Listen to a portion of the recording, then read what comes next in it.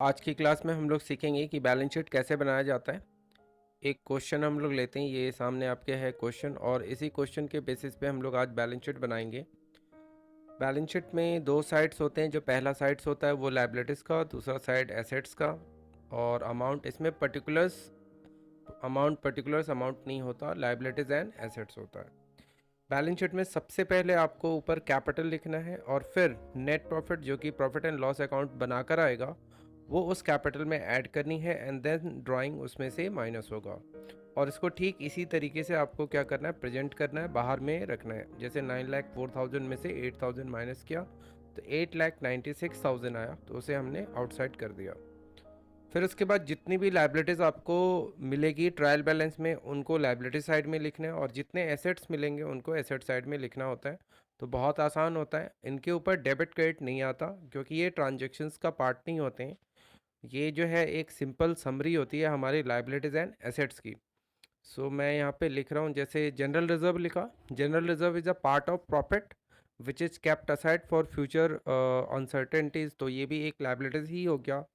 Sundry का मतलब होता है बहुत सारे, एंड क्रेडिटर्स मतलब जिन लोगों से हमने उधार खरीदा है, तो ये भी हमारे liabilities, bank loan liabilities.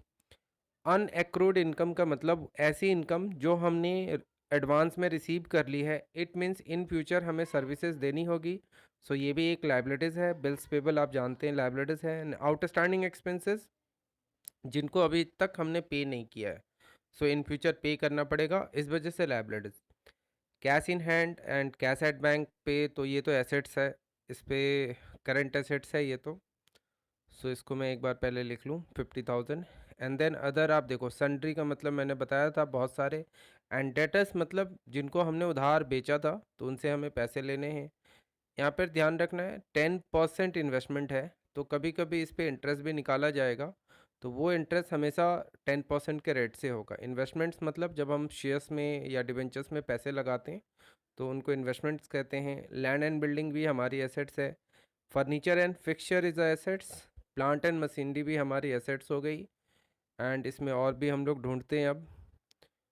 Prepaid expenses को भी ले लेते हैं। प्रीपेड एक्सपेंसेस जिसको हमने एडवांस में पे कर दिया, इट मीन्स इन फ्यूचर हमें सर्विसेज मिलेगी, इसीलिए ये हम लोगों के लिए एसेट्स हो गया। इक्विपमेंट्स तो हमारे लिए एसेट्स हैं ही, औजार जो भी होते हैं।